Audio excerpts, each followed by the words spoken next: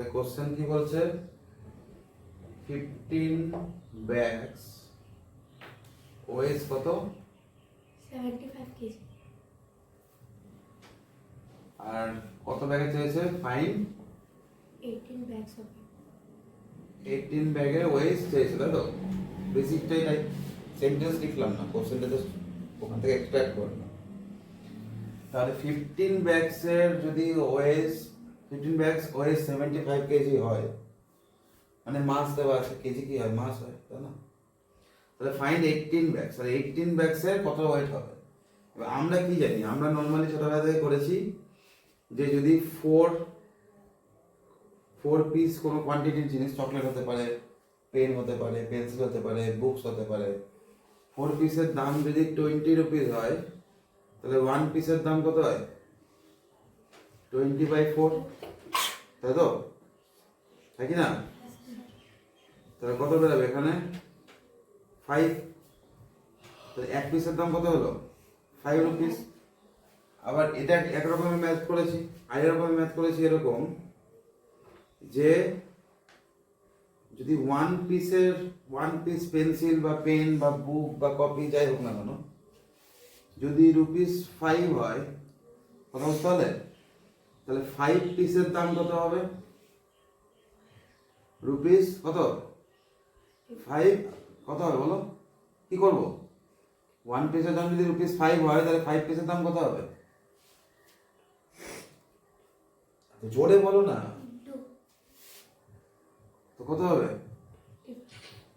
25 এই দুটো একটা আমরা ম্যাথ করেছি যদি আমরা কোনো কোশ্চেনের ক্ষেত্রে ঠিক আছে কি বললাম যদি কোনো কোশ্চেনের ক্ষেত্রে আমরা এটা জানি কি বলে ওটাকে মাল্টিপেলের ভ্যালু জানি মাল্টিপেলের প্রাইস জানি তাহলে আমরা সিঙ্গেল প্রাইসটা পেয়ে যাব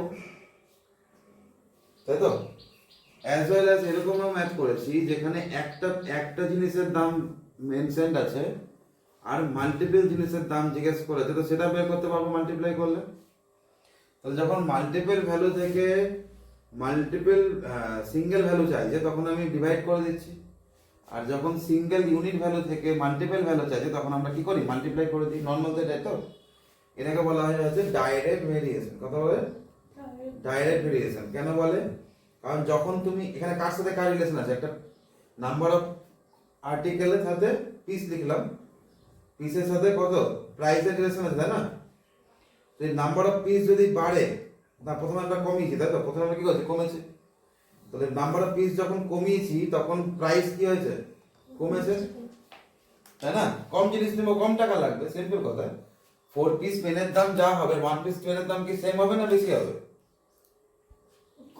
কম হবে তাই না সেরকম যদি নাম্বার অফ পিসেস যদি আমি বাড়িয়ে দিই তাহলে প্রাইসও কি হবে বেড়ে যাবে এটাকে বলা হচ্ছে ডাইরেক্ট ভেরিয়েশন বোঝা গেল কি বলা হয় ডাইরেক্ট ভেরিয়েশন ক্লিয়ার হয়েছে যেখানে কোনো একটা কোয়ান্টিটিকে আমরা কমাচ্ছি তো প্রাইস কমে যাচ্ছে আর কোনো কোয়ান্টিটিকে বাড়াচ্ছি তো ওর প্রাইসটা কি হচ্ছে বেড়ে যাচ্ছে তাহলে প্রাইসের সাথে কোয়ান্টিটি কি রেশিও ডাইরেক্ট ভেরিয়েশন কথা বুঝতে পারলে ক্লিয়ার হলো এবার এই দুটোকে যদি মার্চ করে এরকম যদি ম্যাথ না চেয়ে কোশ্চেনটা এরকম চায় ঠিক আছে যে আমাকে কোশ্চেন বলেছে ঠিক আছে কোশ্চেনটা বলছে এরকম যে ইফ কস্ট অফ ঠিক আছে 4 পেন্সিল ইজ ₹20 বুঝতে পারলে ফাইন্ড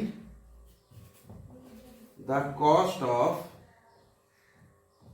5 পেজ বুঝতে পারলে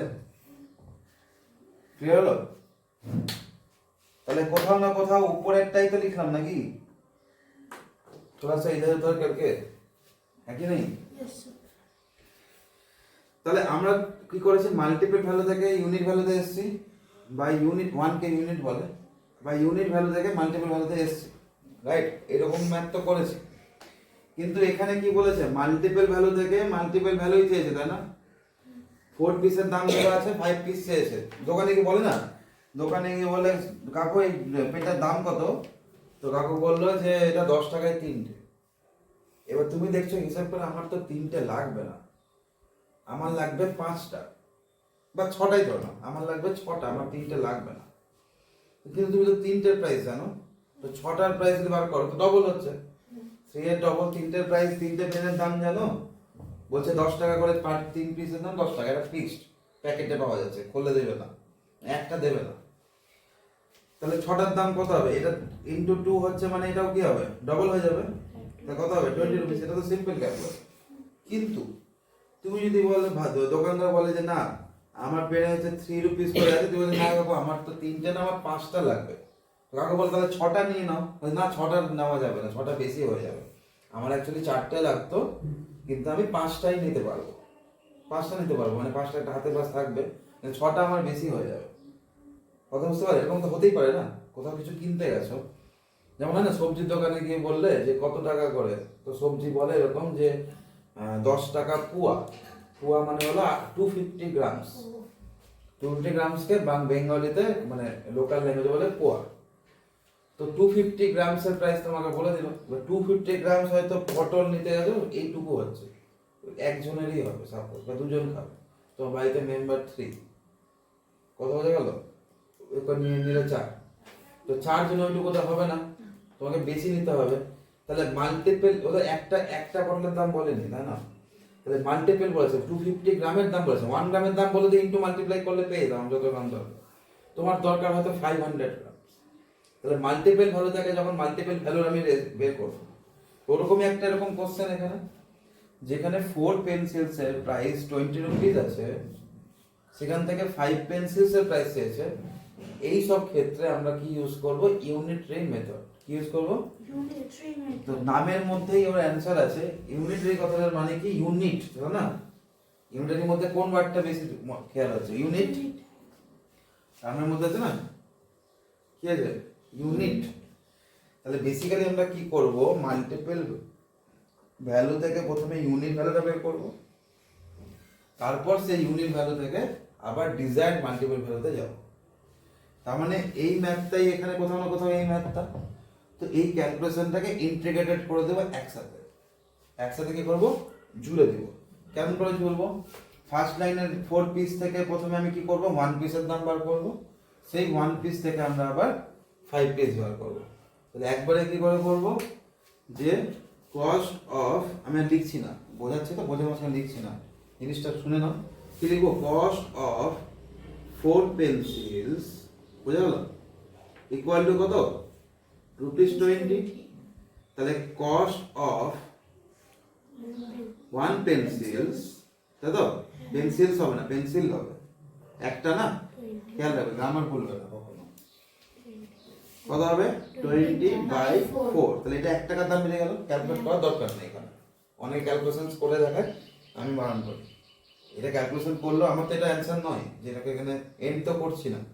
তার ফার্দার ক্যালকুলেশন যখন আছে তখন আমরা এটাকে এরকম রেখে দেবো, বুঝতে পেরেছো? তো সেকেন্ড লাইনও দেয়ার ফোর দিয়ে লিখতে হবে, থার্ড লাইনটাও দেয়ার ফোর দিয়ে লিখতে হবে। তো কি লিখবো? কস্ট অফ, কত পেন্সিল চেয়েছে? 5। তাহলে 5 পেন্সিলস কত হবে? 20/4টা কটা পেন্সিলের দাম? একটার। তাহলে 5টার দাম কত হবে? ইন্টু 5 হয়ে যাবে, ব্যাস হয়ে গেল। এবার কাট কোডকে কত আসলো এখানে? 5। তাহলে 25 হলো। তাহলে উপরের অঙ্কটাই তো নিচের অঙ্কটা নাকি? হ্যাঁ স্যার। শুধু এখানে এবার অ্যান্সার লাইন লিখে দেবো, এখানে অ্যান্সার লিখবো না, অ্যান্সার একটা লাইন লিখতে হবে যেটা চাইবে, বোঝা গেল? ক্লিয়ার আছে? এই হলো এন্ট্রি মেথড নাম্বার 1। কোন কোন মেথড? ডাইরেক্ট মেথডের ক্ষেত্রে এটা, যেখানে ডাইরেক্ট ভেরিয়েশন আছে, যে পেন্সিল বাড়াচ্ছি দামও বাড়বে, পেন্সিল কমালে দাম কমবে। এটাকে তোমাকে নিজের লজিকে ভেবে নিতে হবে আগে কোশ্চেনটা পড়ে, যে আমি যদি 1-এ আসি, 1-এ তো আসবো, এটা তো পাক্কা। দুটোর মেথড প্রত্যেকটা ম্যাথে তাহলে কি করতে হবে? 1-এ আসতেই হবে। তাহলে আমি যখন পেন্সিল কমাচ্ছি তাহলে দাম কমবে না বাড়বে? কমবে। তখন ডিভাইড করে দেবো, বাস এটাই সিম্পল লজিকটা মনে রাখতে হবে, যে নাম্বার অফ পেন্সিলস কমলে প্রাইস কমে যায়। ক্লিয়ার হলো? কোনো অসুবিধা? টুকতে হবে না, আমি এখন বোঝানো শেষ করিনি। যা যা জল খেয়ে নাও।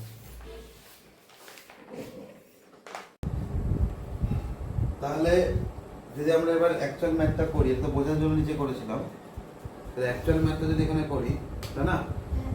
তাহলে কি হবে যে 15 ব্যাগস ওয়েস কত 75 কেজি, তাই তো?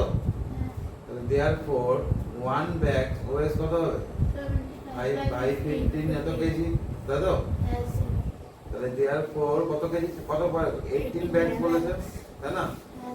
কত হবে 75 ইনটু 18 বাই 15 এত কেজি, বুঝতে পারলে? Yes. 15 কত 75, Right.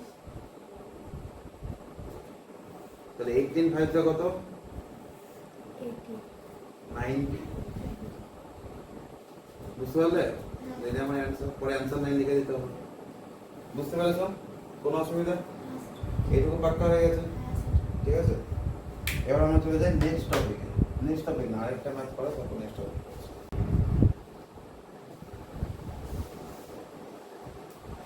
এটা মুছে দিচ্ছি বলে।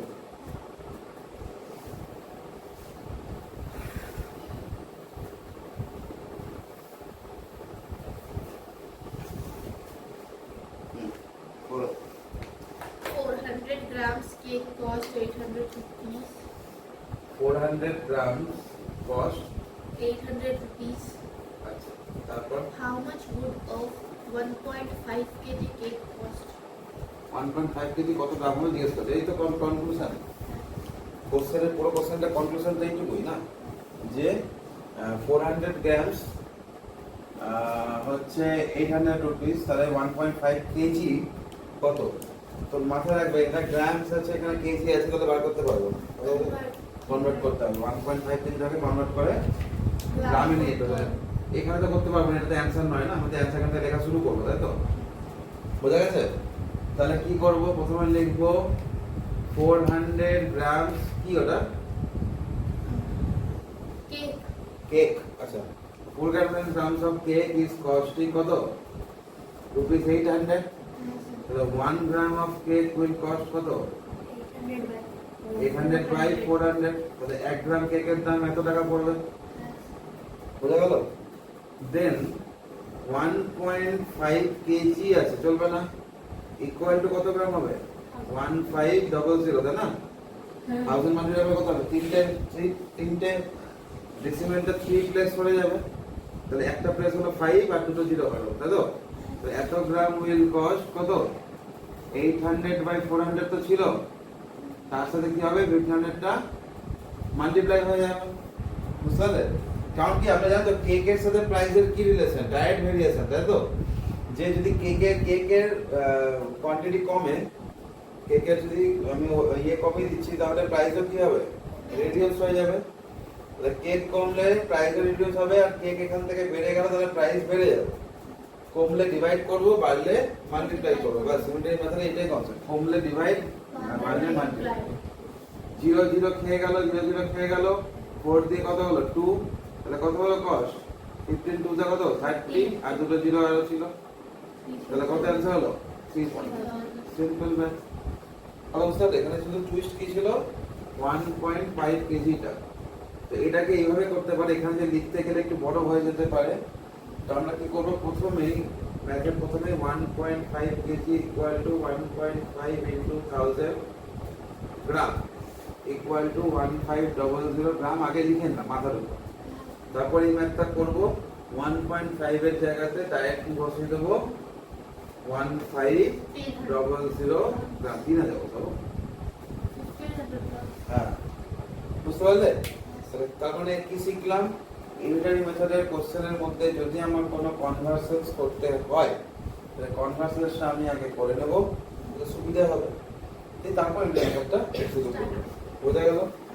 কোনো কোনো সুবিধে হলো তো?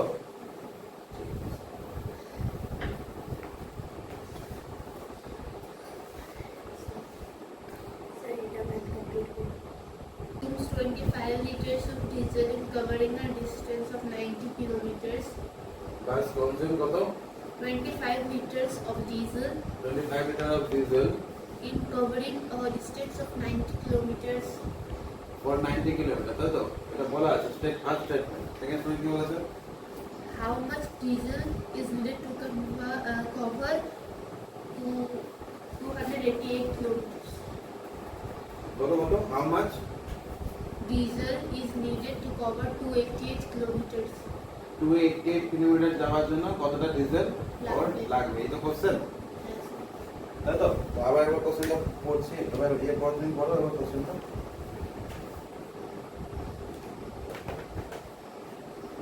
শুনতে পাচ্ছি How much diesel needed to cover 288 kilometers?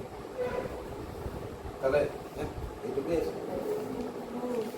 A bus consumed 25 liters of diesel in covering a distance of 90 kilometers. How তাহলে much? 25 কিলোমিটার যে যাওয়ার জন্য বাসের কতটা পেট্রোল লাগছে এই ডিজেল লাগছে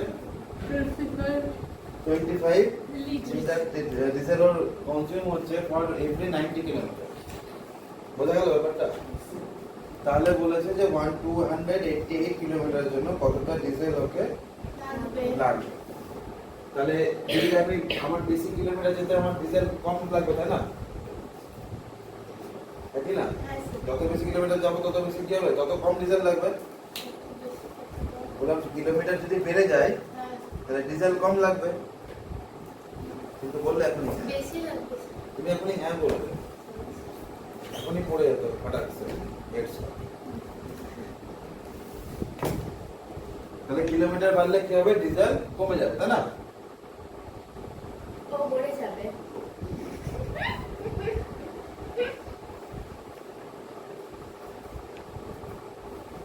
তাহলে এখানে 90 কিলোমিটার জায়গায় 288 কিলোমিটার তাহলে কি বেশি ডিজেল লাগবে তাই তো সেটা কমও লাগতে পারে ওটা না কিলোমিটার বাড়লে মোটর ডিজেল কি হবে তো এটা ডাইরেক্ট না ইনডাইরেক্ট ডাইরেক্ট কিলোমিটার বাড়ছে তাহলে ডিজেল কি হবে বাড়বে বা উল্টো দিক থেকে যদি আমি বেশি ডিজেল ভরি তাহলে বেশি কিলোমিটার কভার করতে পারবো তাই না তাহলে ডিজেল বাড়লে কিলোমিটার বাড়বে বা কিলোমিটার বাড়লে ডিজেল বাড়ছে তাহলে দুটোর সাথে কি রিলেশন ডাইরেক্ট রিলেশন একটা কোয়ান্টিটি বাড়লে একটা কোয়ান্টিটি কি হচ্ছে বেড়ে যাচ্ছে বুঝতে পারলে তাহলে ফর 90 কিলোমিটার ঠিক আছে বাস কনজিউম কত লিটার ডিজেল 25 liters.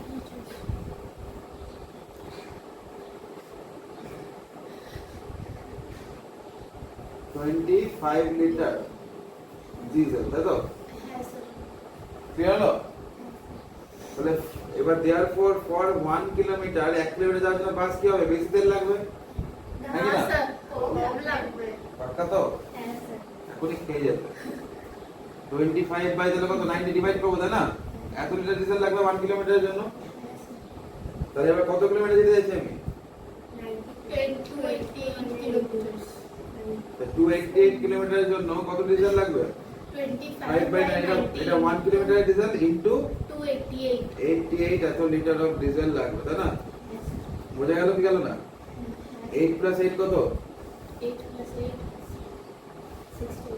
16 প্লাস 2 18.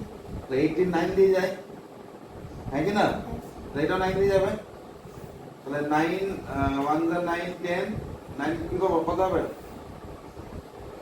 কত হবে 9 3 sir. না, 9 কত 28 9. 9 কত 28 3. কত হবে 3 যা 27 তাহলে 1 থাকলো 1 আর 8 কত হলো 18 9 1 আর 8 বললাম। তো 1 আর 8 কি হয় 18. 9 কত 18 প্লাস করে দিয়েছি। প্লাস কবে এখানে না, গুরুন দল 9 থেকে কত 27 আর 1 আর 8 কত হলো 18 তো 9 কত 18 উদাহরণ। বুঝা গেল হ্যাঁ, স্যার। এবার এখানে দেখছি 5 এর মাল্টিপল আছে আর এখানে 2 এর মাল্টিপল আছে তাহলে 10 কে কাটবো না হলে ডেসিমেলে খেলতাম তাহলে 5 2 যা 10 5 5 যা 25, আর 2 16 যা 32, 32 তাহলে 16 5 যা কত বলো 18 liters. এখানে অ্যানসার লাইন লিখতে হবে বুঝলে হ্যাঁ, স্যার। করো নিজে করো দেখবে না নিজে করো এটাই।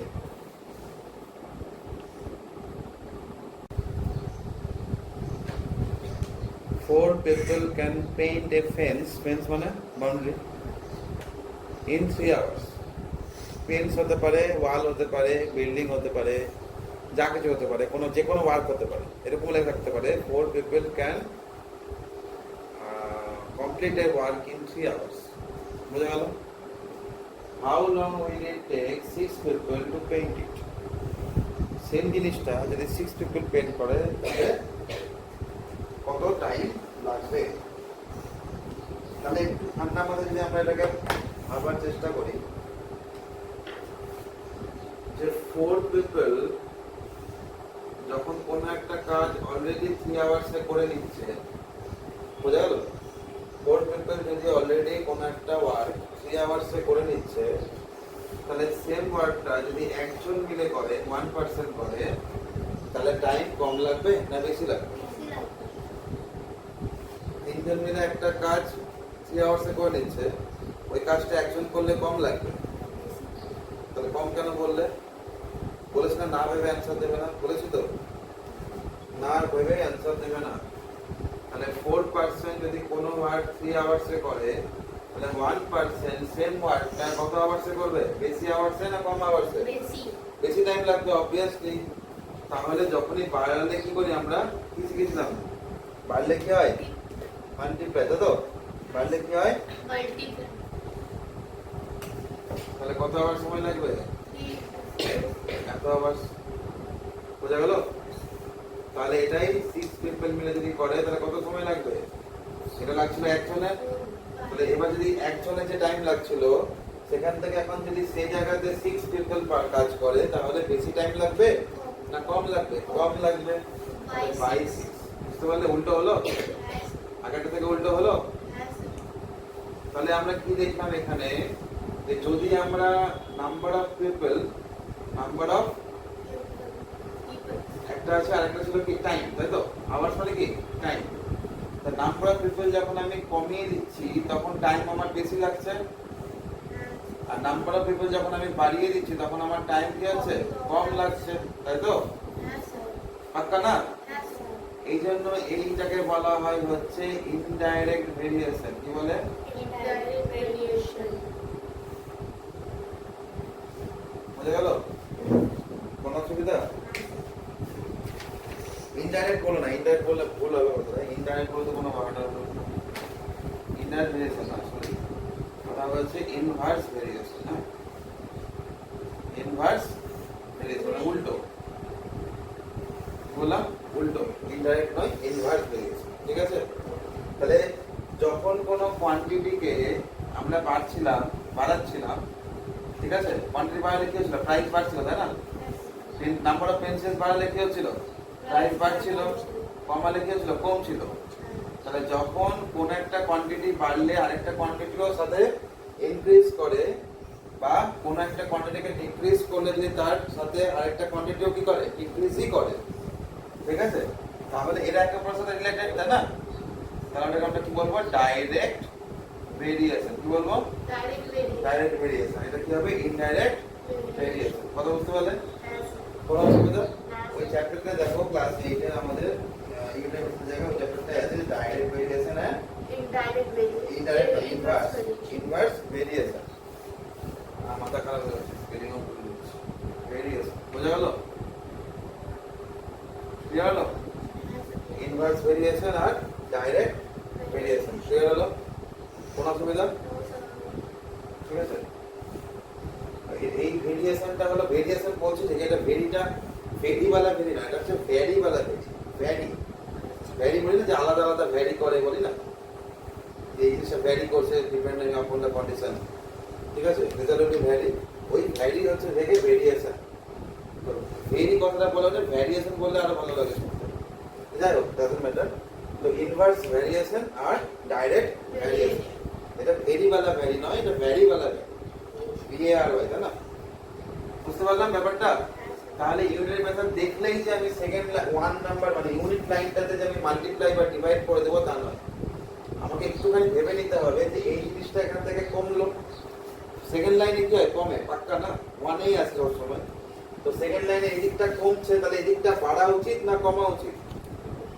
কমতেও পারে বাড়তেও পারে। যদি কমে তাহলে ডিভাইড, যদি বাড়ে তাহলে মাল্টিপ্লাই। আর থার্ড লাইন তার উল্টোই হবে অবভিয়াসলি।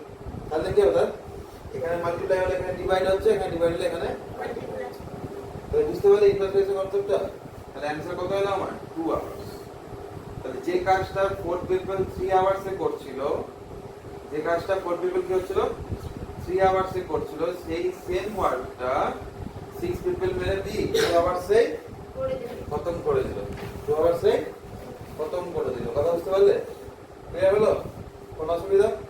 লেখা কেমন করে লেখা যাবে? লেখা তো পারবে আশা করি। 4% can paint the fence. The fence হয়ে যাবে সবসময়। এ সবসময় অ্যান্সারে দি হয়ে যায়। এ সবসময় অ্যান্সারে কি হয়ে যায়? দি হয়ে যায়, মাথায় রাখবে। যখন তুমি অ্যান্সারের স্টেটমেন্ট লিখছো, এ ফেন্সের জায়গায় ওখানে দি ফেন্স হবে, এ ম্যানের জায়গায় ওখানে দি ম্যান হবে, দা ম্যান। কথা বোঝা গেল? দা ওয়ার্ডটা ইউজ হবে এ জায়গায়। বুঝতে পারলে? এটা একটু লিখে রেখে দাও as an example, inverse variation. বুঝতে পারলে? এটা কেন করাচ্ছি? এইটাই অন্যভাবে করবো, কিন্তু কনসেপ্টটা ক্লিয়ার হয়ে গেছে।